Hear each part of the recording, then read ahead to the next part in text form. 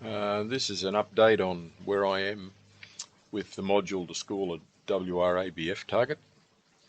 So I'll just run the license checking and we'll see we come up with the default shoot, which was in the previous videos. It's a 3-target event, none of which have been scored or exported, and it's configured for WRABF targets. So we'll go to the scoring module, import targets. Now, because it's a WRABF event, the WBSF option is grayed out. So we'll say this is target 1 that we're scoring. I'll open up the box. Now we'll import these two. Now the first one is a French WRABF target that Alain sent me. Actually, he's got his name up on the top as shooting it as well. And it has the single shooter number barcode that is currently utilised for TrueScore.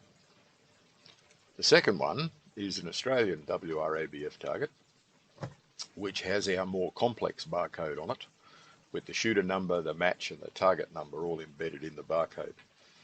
So in Australia, I don't bother telling it which target it is or whatever, because I'm controlling everything within what would be the pro version. So I just scan targets and the system works out what match they are, who they are, and what target number they are. So I don't have to do any of that. And neither will you if you use a pro version, which will use that more complex barcode. So let's import both of these. So it's a matter of just multi-selecting them and saying open. Up comes the two in the list here. So these are the target. This is the target list. And then I just hit score. Now the first thing it'll do is it'll go through, it'll read the barcode, it'll strip out the rondelles, it'll find all the scoring rings. Now at the start that's a little slow because I'm using the free version of a plugin that actually reads the barcode, because I'm not prepared to put out $1,500 just yet to buy a license for it until I get a little further down the track and we do some testing and we find out it's all right. But I hope that'll be a little quicker, because the documentation says because it's a free version, the performance has been downgraded. So it's gone through, it's scored the target. It's come up here and it says you need to resolve rondelle number 5 because it's pink, and that means that it needs plugging. So we'll double click on that and it says you're required to plug here because it's within the tolerance of 4 pixels that I've set up the top here. So it says I'm calling it an 8, but you should plug it for a 9. So we stick the plug in it, turn the plug camera on, and lo and behold we have a look and we say, oh, look at that, it's out, it's an 8.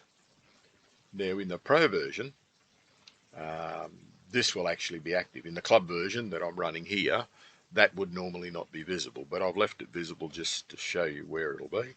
And that would allow you to actually capture an image and store it on the hard drive, so you could call it back later on if somebody protested about it or complained or whatever, and because you can't stick a plug in it, you've got to go back and have a look.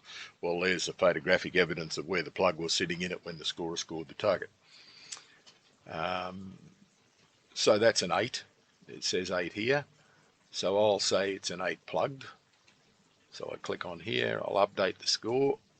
When we go back here, we'll see it now says it's 8 plugged. Okay, now the other one here is 16, so we'll double click on 16. And it says this is an 8. I'm giving it an 8, but maybe you need to plug it for a 7. So I'm saying it's in, or the program's saying it's in, sorry. But you better check, because it could be out. So you notice here it says 8. So we'll double click there, we'll go in here and we'll have a look and we'll see that it says yes. In fact, it is in. So it is an 8, so it's an 8 plugged. So we'll update the score. Now if I wanted to, I could just exit there, no update. When you get back, you'll still see it's just an 8. But if I double click there, get that up, go there and say 8 plugged, and then say update the score, it now says 8 plugged, and there's a plug underneath it. and then I save the scores, 243.09. Okay, so it kicks that one out and it puts the next one in the list. You hit score and away we go. Now, because this match has been configured to read just the shooter only number barcodes, it can't resolve this barcode.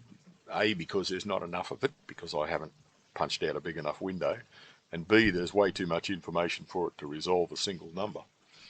So if this was to be the case, or in fact if there was no barcode stuck on the target, or somebody had shot a hole in it, or it's been disfigured and it can't read, this option comes up, and it allows you to pick from a list of people that you've imported before, a list of competitors, whose target it is. So we'll say it's Mario's, so we'll go continue. So we'll see it's Mario's 101, it's target 1, and it's off now building his score. Tonk, tonk, tonk, tonk, tonk, tonk, tonk. Now, rondel number 10 is red for the simple reason that it cannot find the rondel box. Now, in order for AutoScorE to find a box, it has to be a continuous box all the way around. If there's any part of that line missing around the box, it will not find the rondel. So it's not looking in a predetermined position, it's actually looking for a box. And if it can't find it, that'll come up red and say, I'm sorry, I can't find it. So all you do is double click on it to bring up the editor, and if you have a look there, you just give it a 5. Now the one that we do have to resolve is number 24, and it says I'm scoring at 8, but you better check it for a 9 because I'm a bit sus. So let's have a look at that. Oh, that one up there, and I have to go down here, and in fact it is. So there it says, look, I'm scoring an 8, but it is a 9, so I'll go 9 plugged, update score, and you'll see now that it says 9 plugged. So when I say save score, away we go. We now exit the scoring module, and you'll see that 2 targets of target 1 have been scored. If I go to export the results, I want to export target number 1. There's the 2 targets sitting there waiting, or the 2 results sitting there waiting to be exported. So from there on, it's the same as the previous videos where we export things. Okay, now you only get access to target 1 because that's the only target that has any scores against it. You can't look at target 2 or target 3 because there's nothing there. And there's 2 results to export.